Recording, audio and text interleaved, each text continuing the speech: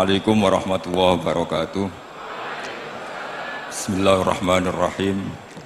Tabarakalladzi nazzala al-furqana ala 'abdihi liyakuna lil 'alamina nadhira. Allahumma shalli wa sallim ala sayyidina maulana Muhammadin wa ala alihi washabihi asma'in, amma ba'du. Ya, tadi saya diajari doa maksa Tuhan. Saya punya sanad yang mungkin lebih keren. Jadi ada seorang Arabi berdoa di Raudhah, ya Allah, jika engkau jadikan orang soleh, maka yang senang adalah kekasihmu. Jika engkau menjadikan saya orang fasik, maka yang senang musuhmu, yaitu iblis. Tinggal jenengan mau menyenangkan kekasihmu apa musuhmu. Akhirnya ada hatif, ya sudah, soleh saja soleh, doa kok gitu. Artinya kalau seseorang soleh yang suka siapa? Rasulullah. Rasulullah berstatus Habibullah. Ya Allah, kalau engkau jadikan aku orang soleh yang suka kekasihmu, kalau aku jadi orang fasik yang suka musuhmu, terserah jenengan mau menyenangkan musuhmu apa menyenangkan kekasihmu. Coba ampun, terserah jenengan. Tentu pilihannya Allah menyenangkan kekasih Allah. Itu saya ijazahkan ini. Semoga agak diterima. COVID. Jadi kalau di Ihya itu ada Kitabul Wujdi, ada yang baca Al-Wajdi. Tinggal zaman mondok ngarokati apa enggak tahu saya. Resiko mondok Lirboyo memang gitu, kata Mbah Mun itu harus semuanya diharokati. Tapi kata Mbah Mun ini sarang, jangan harokati semua, jangan maknani semua. Kalau dalil di sini katanya kan apa itu, al ilmu sayyidun wal kitabatu qaiduhu. Jadi ilmu itu ibarat hewan liar, supaya enggak liar dicancang gitu. Tapi kata Mbah Mun ambek cancang kabeh ya ketekekan mati gitu. Jadi ini, nah saya ini kan dikatakan Gus Kafafi tadi cucu murid. Ini saya senang sekali karena memang saya jarang mau diundang pengajian umum. Karena diundang itu artinya kan makmur, diperintah. Sehingga ini sekaligus maklumat, yang enggak merasa mbah guru jangan ngundang saya, itu kualat nanti. Karena saya berkali-kali bilang hormat kiai itu wajib, tapi ngatur kiai itu haram. Jadi aturan mainnya jelas, hormat kiai itu wajib, seneng kiai wajib, tapi kalau ngatur kiai haram. Ngatur itu ya fatwa itu, fatwa ya. Begini, saya ini baru neliti, mungkin ini tahadus bin nikmat. Saya berkali-kali rembukan sama, termasuk diantaranya sama Profesor Quraish Shihab. Itu mau menjadikan manhajul Quran itu mudah. Di antara kitab yang saya pelajari serius itu kitab Syajaratul Ma'arif. Nanti sebagian tak tinggal di sini biar diajarkan Gus Rizza. Itu rencananya PSG, Pusat Studi Qurannya Pak Quraish, itu menerbitkan itu. Sementara ini sekarang di UI, Universitas Islam Indonesia, saya juga ngajar kitab itu. Kitab itu begitu mudah, menjadikan Quran itu pegangan. Kalau di sini katanya mau dimilenialkan itu, milenial itu. Itu begini, misalnya begini, ini saya beri contoh. Jadi peristiwa-peristiwa khusus yang ada di Quran itu ditabwib secara umum. Jadi ini saya nanti tidak guyon supaya apa Gus Rizza agak kelihatan kalah, karena kalau guyon-guyonan itu menang saya ini orang Pantura. Saya misoh saja ada dalilnya. Karena memang dalam tarikh-tarikh itu gitu. Ini Muhammad ponakan kamu, kata orang-orang kafir. Saffaha ahlamana wasabba alihatana. Semoga gak ada yang menerjemah wasabba alihatana. Kitab itu mudah sekali, misalnya begini, saya beri sekian contoh, mungkin 3 sampai 4. Babu nafil ibad bikullil bilad. Bab kalau seseorang itu harus manfaat di mana saja dia berdomisili. Terus beliau secara mudah bilang, qala ta'ala hakian an Isa bin Maryam wa ja'alani mubarakan ainama kuntu. Saya adalah orang yang hidup di mana-mana itu membawa apa? Berkah. Terus beliau memberi judul secara umum, Babu nafil ibad bikullil bilad. Sehingga saya di Rembang, di Lirboyo atau di mana saja, etikanya satu, harus bermanfaat. Setidaknya manfaat kalau ada orang ingin menang ya saya ngaku kalah lah. Kalau ada orang yang ingin saya diangkat jadi murid ya oke saya jadi murid beliau. Enggak masalah. Karena bagian dari kesalian itu tawaduk. Pasti yang tawaduk jadi wali karena man tawadu'a rafa'ahu Allah. Yang kumo luhur jadi guru pasti tidak jadi wali.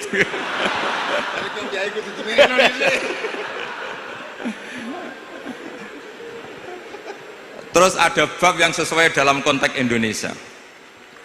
Itu juga dibabkan umum, babu saddid dzara'i. Bab menutup pintu potensi-potensi yang enggak baik. Terus beliau mengutip qala ta'ala wala tasubbul ladzina yad'una min dunillahi fayasubbullaha adwam bighairi ilm. Jadi dulu para sahabat saking semangatnya berislam, itu saking semangatnya itu sering bilang jancuk Lata, jancuk Uzza. Jadi ini tidak jauh-jauh dari misoh karena memang sudah dicap cangkem elek tadi. Terus mereka tanya, lalu kalau Tuhan saya jancuk, bahayanya jancuk juga Tuhan kamu. Akhirnya Allah bilang gini, Muhammad, umatmu kandhani aja misoi brolo, kurbane aku. Makanya terusannya ayat fayasubbuha adwam bi khairi. Dan itu oleh Syekh Izzuddin bin Abdissalam yang dikenal sebagai Sultanul Aulia itu dibabkan mudah sekali. Babu saddid dzara'i. Jadi kalau kamu ingin Allah tidak dipisoi, Islam tidak disakiti, kamu jangan menyakiti agama lain. Itu bagian dari mencintai Islam. Jangan kira kita hormat sama agama lain karena ikrar, tidak, itu bagian dari mencintai Islam. Terus mengutip sekian hadis, la yasubbur rajulu abahu. Sebagian riwayat la yal'anur rajulu abahu. Ada yang baca la yal'ani, terserah lah. Kalau nahiya la yal'an sapa rajulu, terserah lah. Apa khobar bimanal amri apa bacanya la yal'an itu bisa dipasul masail nanti itu. Jangan sampai seseorang tuh misoi bapaknya. Kata para sahabat, wa kaifa yasubbur rajul abahu. Bagaimana mungkin seseorang misoi bapaknya sendiri? Terus kata Rasulullah, yasubbu abar rajuli fayasubbu abah. Wa yasubbu ummar rajuli fayasubbu ummah. Dia misoi bapaknya orang lain kemudian dibalas bapaknya dipisah. Ini penting saya utarakan. Jadi mudah sekali. Terus dibabkan di bab umum itu babu saddid dzara'i. Sehingga peristiwa yang khususiyah ini menjadi bisa ditarik kesimpulan secara umum dan Quran maupun hadis mengawal kita ila yaumil kiamah. Karena kita tidak kehilangan stok untuk memaknai Quran dan hadis dengan cara yang diajarkan Syekh Izzuddin bin Abdissalam yang kita kenal beliau termasuk Sultanul Ulama. Contoh ketiga ini yang paling penting dan itu saya sering utarakan. Beliau bikin judul la yutrakul haqqu li ajlil batil. Kebenaran tidak boleh ditinggalkan hanya karena banyak kebatilan. Uniknya apa? Beliau pakai dalil, saya yakin seorang dokter Riza pun tidak terlintas kalau itu ada. Meskipun bikin rumus istihad tadi yang nggak ada kembarannya tadi. Karena ulama yang waras ya nggak ingin ngembari rumus seperti itu. Memang nggak perlu dikembarin, apalagi dosen-dosen tribakti itu nggak suka. Ini padune ra kuat gaji kan gitu. Itu kan dalih ya, dalih supaya ngirit ya. Wes mulang gak arep-arep gaji barokah. Itu mesti kong kali kong sama bendara ya. Yayasan. Karena yayasan itu. Itu ada judul la yutrakul haqqu li ajlil batil. Itu uniknya beliau hanya dalil inna sofa wal marwata min sya'airillah faman hajjal baita wa i'tamara fala junaha alaihi ayyat tawafa bihima. Sofa dan marwah itu hakikatnya adalah min sya'airillah, termasuk syiar-syiarnya Allah. Maka siapa yang haji maupun umroh nggak apa-apa. Allah dalam bahasakan itu nggak apa-apa, fala junah nggak apa-apa, terus saja tawaf di situ. Memang dalam bahasa Quran tidak bahasa sa'i tapi pakai bahasa tawaf, ayat tawafa bihima.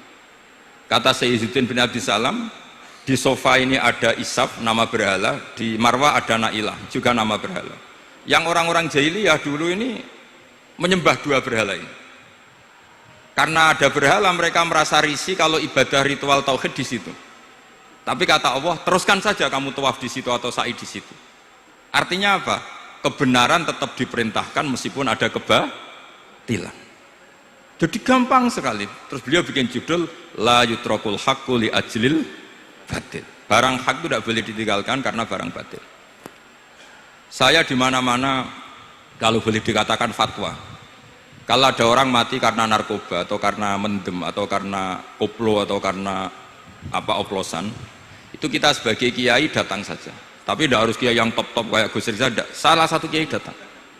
Karena sekali kita tidak datang, mereka akan menciptakan tradisi baru dalam penguburan. Kiai ratekong, soleh-soleh ratekong, dipendem ala mereka. Didekno ambek diminumi arak. Sehingga kita datang ini karena apa? Sebetulnya demi melaksanakan syariat Islam, memperlakukan janazatu muslim. Kita kelola secara Islam. Meskipun mangkel, kita mangkel, wong mati kok oplosan. Mati-mati pas sujud kan keren.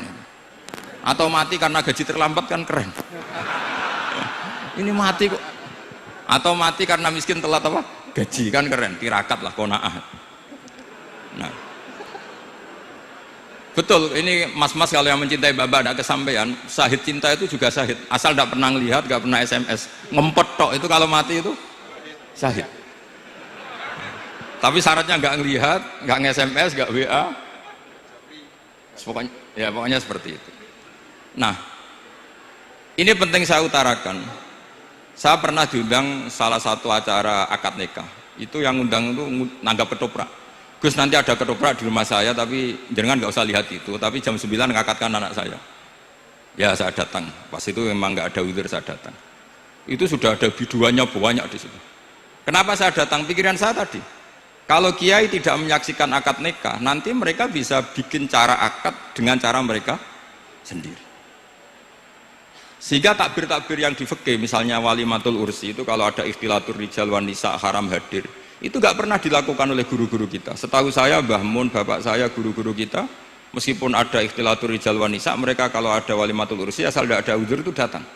Karena la yutrakul haqqu li ajlil batil. Padahal jelas di Bajuri, di Anatut Thalibin, jika hunaka muharramun harumal hudur. Entah kalau Gus Rizal baca hurrimal hudur atau harumal hudur, tidak tahu, saya ini kan bisa debat ini. Karena saya santri sarang, jadi kalau baca dua kali, harumal hudur atau hurrimal hudur. Tapi kalau yang santri sini mau tidak mau ya anut harokatnya guru tadi. Resikonya nurut itu harus ikut haruma apa hurrima. Kalau saya karena enggak dimaknani, jadi ya bingung.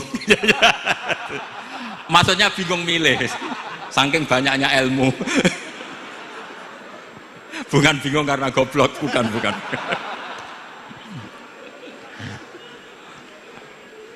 Ini penting saya utarakan. Jadi judul itu penting sekali. La yutrakul haqqu li ajlil batil.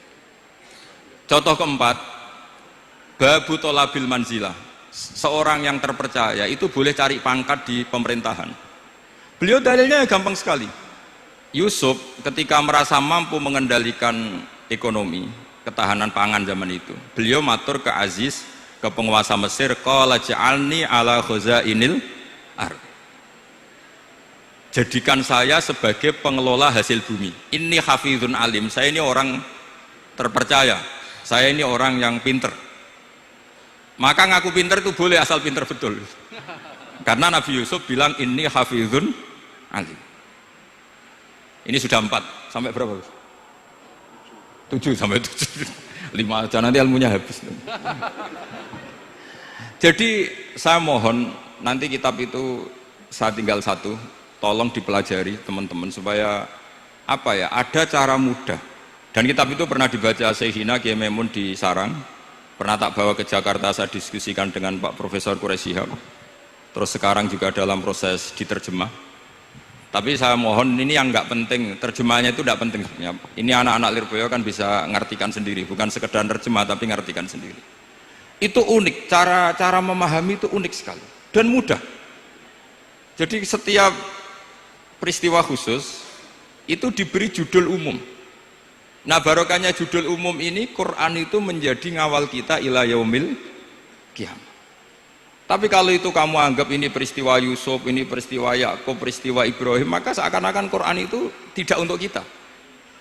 Makanya tadi, misalnya wala tasubul ladina dibabkan babu saddid dzara'i. Itu semudah itu, segampang itu. Sehingga dalam kitab Minhajul Abidin diterangkan ada seorang wali yang takut dosa karena banyak perempuan cantik yang pakai celana pendek, banyak bulat lah di dunia itu. Singkat cerita dia uzlah, dia santai-santai di gunung makan rerumputan. Terus ada wali yang kelasnya lebih tinggi. Kamu di sini ngapain uzlah? Kenapa? Meninggalkan dosa. Terus digojlok sama wali yang lebih senior. Kira-kira ya saya gojlok Gus Rizal gitu. Kata si wali yang lebih senior tadi, taraktum ummata Muhammadin fi aidil mubtadi'ah. Sebetulnya kamu itu tidak menghindari dosa, tapi malah parah. Ketika umat tidak kamu pimpin, artinya membiarkan dipimpin kelompok lain. Dan itu bisa orang ahli bid'ah, bisa orang kafir, bisa yang lebih menyesatkan. Jadi uzlah itu tidak solusi. Ini pentingnya pembanding. Jadi gak apa-apa nanti setelah saya ngisi, dikasih kesempatan untuk bully saya, gak apa-apa. Saya terlalu sakti untuk dikalahkan. Jadi artinya muhibin saya itu gak ngefek lah kalau saya diadili siapa? Gus Riksa. Gak ngefek. Jadi menurut saya nanti tak kasih kesempatan untuk ngadili saya. Terus setelah itu selesai, saya tidak jawab lagi. Sebagai latihan calon wali itu harus sabar, man. Jadi wal kadhiminal ghaidha wal afina anin nas. Jadi setelah saya dibully nanti saya bilang sudah, saya maafkan, wassalamualaikum, terus gitu. Terus contoh yang paling ekstrim gini Gus Rizal, ada contoh babu jawazin namimah limaslahatin. Bab boleh adu-adu itu mengadukan satu peristiwa yang buruk ke orang lain karena maslahat. Itu contohnya unik sekali. Saya ini bingung, masa ada namam atau namimah kemudian ditoleransi. Terus beliau pakai dalil wajah arojulum min aqsal madinati yas'a qala ya Musa innal mal'a ya'tamiru nabikal yaqtulu kafakhrus innilaka minan nasihin. Musa, saya ini pegawai kerajaan Fir'aun, saya termasuk perwira di kerajaan Fir'aun. Saya tahu rapat tadi malam itu memutuskan menangkap kamu untuk dibunuh. Maka kamu harus secepatnya keluar dari Mesir. Itu kan sebetulnya tipikalnya agak namimah, adu-adu, tapi limas lahatin. Itu mudah sekali kitab itu. Jadi saya mohon anak-anak tribakti yang mau mengkaji Quran ingin alim, pakai kitab itu. Saya jamin kalau khatam pasti alim. Khatam paham maksudnya. Daripada sampean pakai metode usul fikih itu keruwetan, karena selain judulnya sudah ruwet. Usul itu sudah ruwet. Dulu saya ngaji di sarang itu semua satu kelas itu semuanya dapat 4 terus. Kecuali saya tidak dapat nilai karena gurunya bingung biji. Tidak tahu bingungnya itu karena dianggap terlalu alim atau terlalu goblok, tidak tahu saya. Yang jelas usul fikih saya itu nggak ada nilainya. Begini kalau dalam usul fikih kan begini. Ya ini agak menghormati pasca sarjana, jadi agak-agak ruwet biar kesannya itu ya intelek atau pinter lah gitu. Kalau guyon terus itu kan nganggap sampean itu isane mau paham guyon itu, jadi gak ngeregani orang seperti orang guyon terus itu. Tapi ini agak serius. Begini, misalnya saya sebagai kiai ngundang Zaid, kamu kesini, saya jelas sebut Zaid kesini, ada tamu. Sebetulnya saya ingin Zaid apa ingin cah dalam siapa saja asal bisa melayani tamu. Zaidun itu zikrul ba'di wa iradatil kul apa zikru Zaidin fi ainihi, itu kan jadi perdebatan di ilmu usul fikih. Ketika Zaid gak ada, terus di situ ada pelayan yang bernama Bakar Umar gak datang, pasti kayaknya marah. Cek sombong ya santriku, tak udang rano sing moro. Terus misalnya anak-anak bilang, Pak Yai Anda kan tadi manggil Zaid, tidak manggil kita. Cek goblok, maksudku ono sing nyuguhi teh. Ora kudu Zaid, Bakar Umar ya kena. Bocah kok goblok kan mesti gitu. Artinya gini, menyebut aktor dalam Quran atau hadis itu yuradu syakhsun bi'ainihi, apa itu bagian dari zikrul ba'di wa iradatil, sehingga semua peristiwa di Quran entah itu nyebut Fir'aun berarti mewakili orang togo, orang yang lanjut, menyebut Musa mewakili orang baik, apa bagaimana itu jadi perdebatan. Lah itu di kitab usul fikih itu penjelasannya ruwet sekali. Sehingga mungkin misalnya begini dalam satu kaidah usul fikih, hormati tamu yang datang ke saya, siapa saja. Setelah itu saya ralat, hormati Zaid jika datang bertamu ke saya. Dalam usul fikih itu potensi Zaid ini menjadi mukhassis, berarti siapa saja menjadi batal karena ditaksis kata Zaid. Ada potensinya begini, siapa saja tetap berlaku, dan kiai menyebut Zaid adalah zikru ba'di afrodi dzalikal kulli, menyebut individu dari kuliah yang masuk. Jadi tetap hormati tamu siapa saja, yang termasuk siapa saja adalah Zaid. Apa siapa saja tidak menjadi hukum karena terganti hanya khusus Zaid. Itu jadi perdebatan di perdebatan usul fikih. Jadi terlalu ruwet. Tapi kalau di kitab tadi yang Syajaratul Ma'arif karangannya Izzuddin bin Abdissalam, itu gampang sekali. Saya baca itu min awali hatta akhir itu tidak ada yang iskal, gampang sekali, mudah sekali. Karena tadi mungkin dikarang ahlinya dan dibaca oleh ahlinya, jadi gampang sekali ini. Jadi semudah itu, istidlal itu gampang sekali. Ya saya ulang lagi tadi, karena ditulis orang ahli dan dibaca oleh orang ahli. Tapi saya pastikan kitab itu tuh mudah sekali. Kenapa saya menyarankan begitu? Karena begini, sekarang tuh banyak orang menafsirkan Quran karena hanya melihat terjemah atau dengar-dengar dari orang lain. Sementara kita yang gudangnya, kita ya semua lah, santri, sarang, lirboyo semua, itu tidak mau memulai. Andai kan kita mau memulai, maka kita akan tahu apakah zikrus syekh itu menjadi takyin, harus itu, atau zikrus syekh itu zikrul ba'di wa iradatil kul. Saya beri contoh masalah hukum fikih, karena ini bidang saya dulu ketika muda sering makili Anwar Musyawarah di Lirboyo. Dulu yang makili Lirboyo Gus Isom, Gus Rizal belum musuh saya dulu, belum musuh saya dulu. Jadi kalau musuhi saya itu terlambat, saya sudah sufi, sudah agak ahli fikih, sudah pensiun, bukan karena sudah bodoh, tapi sudah ben diurusi sing nom-nom gitu. Sudah makom saya sudah ndak itu sudah. Ndak tahu entah makom saya dari mana, ndak tahu saya. Misalnya begini, saya beri contoh. Di antara yang nggak boleh dalam pernikahan adalah wa antajma'u bainal ukhtain. Menikahi mbaknya plus adiknya, fi nikahin wahid, tahta rajulin wahid. Jadi nggak boleh mempoligami mbak bersama adiknya. Kalau kita percaya zahirun nas, maka yang haram hanyalah wayoh atau berpoligami mbak dan adik. Dan itu bahaya kalau Anda memahami seperti itu. Zaman Rasulullah Sugeng ngendikan ditambahi satu tok sama Nabi. Wala benal mar'ati wa ammatiha wala benal mar'ati wa kholatiha. Itu kalau orang Jawa kan satu, karena bule dan bude, orang Jawa itu sama, dari bapak ya bule, dari ibu juga bule. Tapi kalau orang Arab bilang min jihatil ab disebut ammah, min jihatil dikatakan kholah. Nabi zaman Sugeng itu hanya nambah itu tok. Juga agak boleh menikahi ponaan plus buleknya, atau menikahi buleknya plus ponaannya. Kemudian oleh ulama fikih ditambahi satu kaidah, dua perempuan yang kalau saja laufurido itu kalau saja diandekan yang satu lelaki tidak boleh nikah, maka orang ini tidak boleh dijamu dikumpulkan tahta rajulin wahid.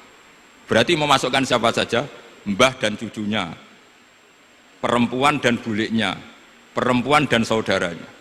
Nah, artinya gini, andekan yang disebut Quran itu menjadi itu saja hukumnya, maka yang haram poligami hanya mengumpulkan mbak dan adiknya, karena Quran hanya bilang wa antajma'u bainal ukhtain. Tapi tentu itu kebodohan. Mesti gak tahu ngaji usul fikih.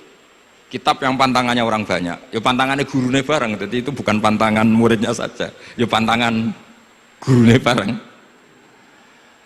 Akhirnya apa? Itu kita analisis bahwa ini mimbabi dzikril ba'di wa iradatil kul. Mungkin ada ulama yang era Imam Syafi'i meredaksikan wa antajma'u bainal ukhtain ibaratun anil jam'i bainal mahromen. Apapun itu, tetap ukhtain di sini itu satu percontohan mengumpulkan dua perempuan yang ada hubungan mahram, entah karena saudara kandung atau bulik bude atau mbah sama cucu. Lalu pertanyaannya, kenapa Quran tidak menyebutkan mbah dan cucu? Kebayang nggak misalnya Gus Rikza nikah orang perempuan cantik umur 25 plus banyak umur 70 tahun? Nggak mau membayangkan. Katanya tidak mau membayangkan. Artinya gini, orang waras itu tidak akan melakukan seperti itu, maka nggak perlu dilarang. Tapi nak rabi bae sesuai gedon, jebule ayu adi itu banyak. Terus dongano bae mati itu banyak itu. Sehingga yang potensi bahaya itu wa antas mau penal ukten. Karena yang potensi nakal itu ya itu tadi. Ro nambah luwe ayu rabi adike, semoga kalau sedang keluarga orang lain ceraikanlah. Dungane maksa. Dungane maksa niku wae.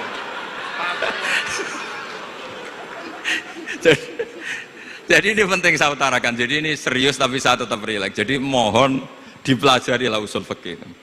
Kalau usul fikih Anda kesulitan, pelajari saja kitab Syajaratul apa? Ma'arif. Nanti kitabnya saya titipkan siapa saja Pak. Insya Allah sampai ke kursi saya. Apa kitab Syajaratul Ma'arif. Itu menurut saya kitab terbaik dalam mempermudah memahami Quran. Ya modelnya begitu, misalnya tadi babu nafil ibad bikulil bilad, bab seorang hamba sebaiknya di mana saja bermanfaat. Terus cerita tentang Nabi Isa, wa ja'alani mubarakan ainamakun. Saya masih ingat baca kitab supaya Pondok Lirboyo bangga bahwa cucu muridnya alim alama. Jadi ini bagian dari itu. Putu muridnya we alim, bangunnya murid Lirboyo alim, putune we alim kan gitu. Jadi kalau sampai Anda alim dosa gede. Saya kata Gus Kafabi kan putu murid, putune we alim, masuk muridnya gak alim. Awas nak kemana gak alim, sini wong. Jadi harus mengkaca, putune we alim, apalagi anak epas. Apalagi anak epas.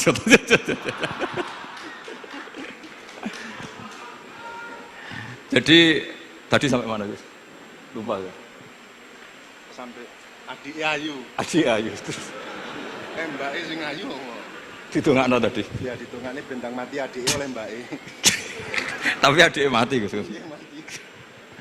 Saya teruskan lagi ya. Jadi kalau saya masih ingat baca kitab karangannya Imam Syafi'i dalam tema yang mirip ini. Ketika beliau ditanya, boleh ndak seorang lelaki uzubah tidak nikah? Waqat qala Rasulullah sallallahu alaihi wasallam andika sunnati faman rohiba an sunnati faleza minni. Itu kata Imam Syafi'i. Ya kalau dia tidak nikah karena benci sunnah Rasulullah itu buruk. Tapi kalau karena takdir dia tidak suka nikah atau gak payu rabi ya gak apa-apa. Terus Imam Syafi'i ditanya, apa dalilnya? Jawabnya Imam Syafi'i itu rileks sekali.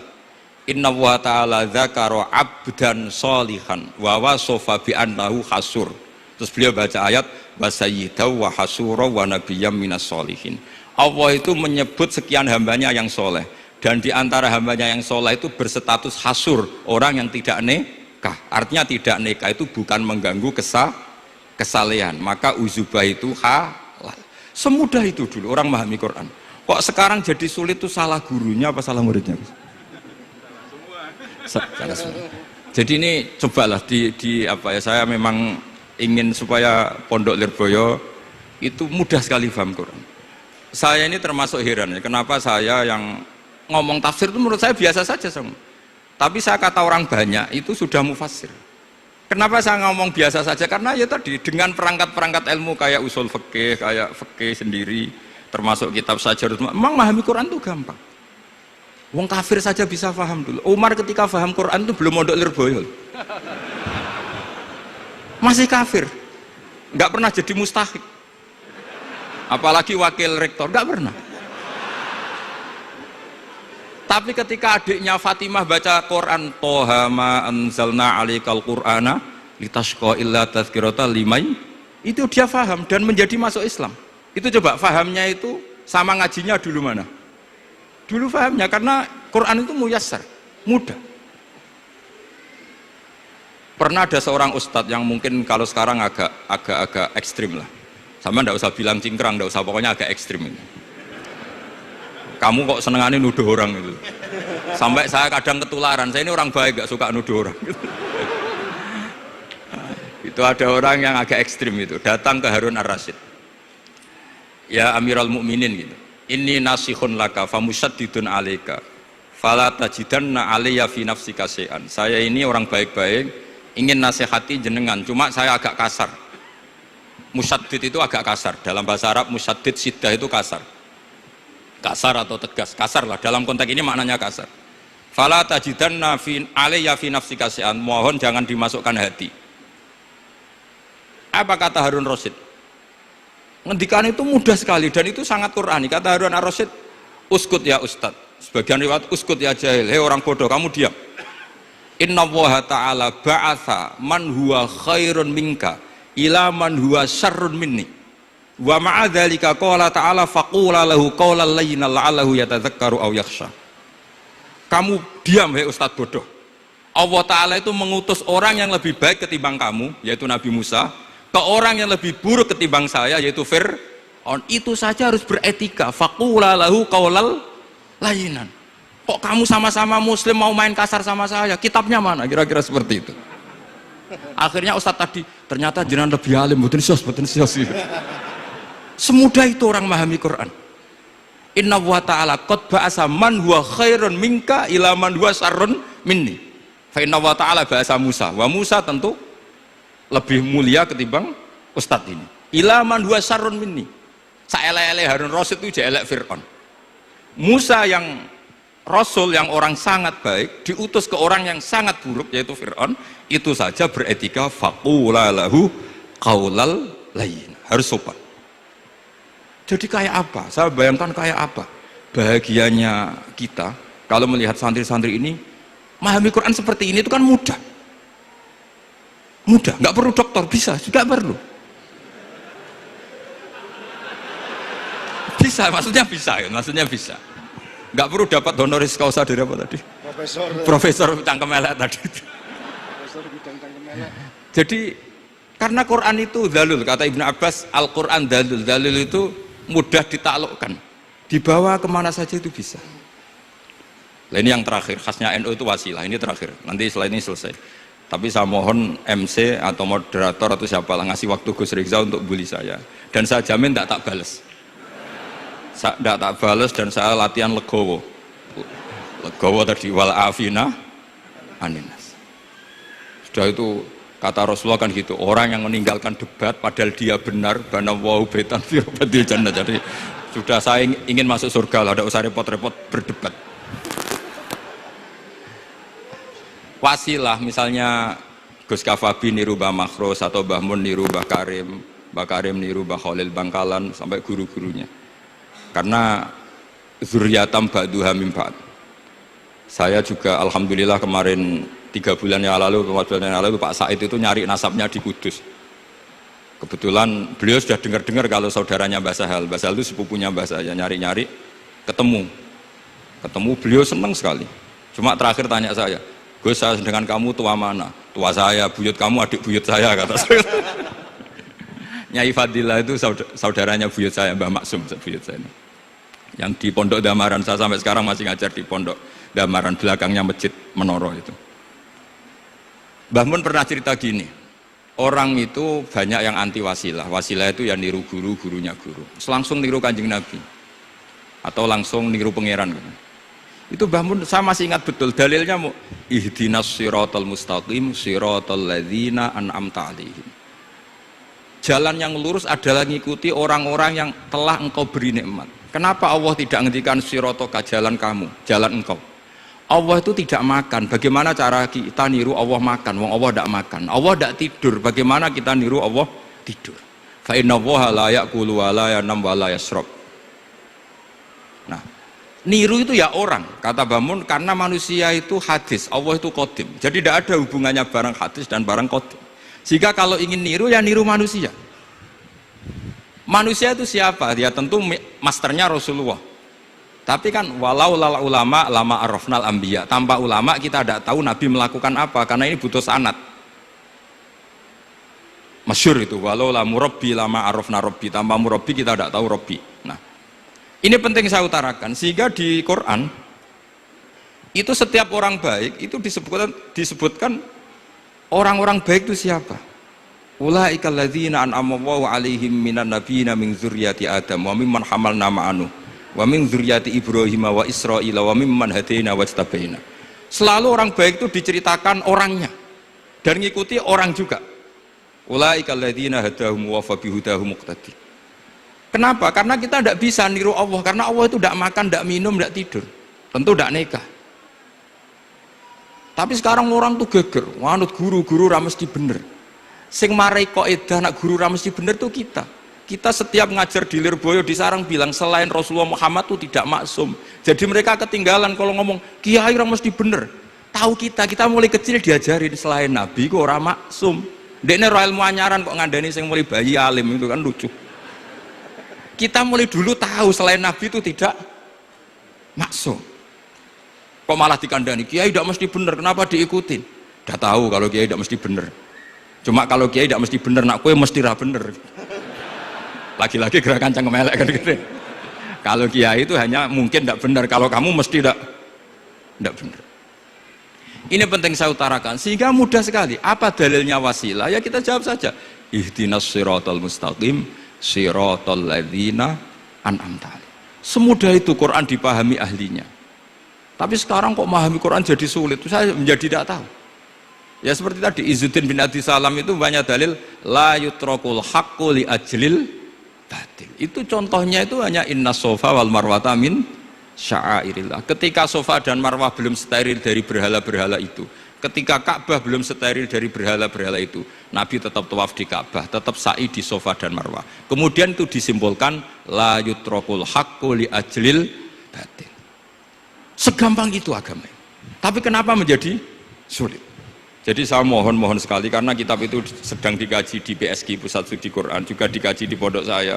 Dulu Syekhina Maimun pernah baca juga. Sekarang di UII yang ngajar saya. Jadi saya ingin, dan itu diajarkan ditulis lah oleh ulama sing ma'ruf, bahkan gelarnya Sultanul Ulama.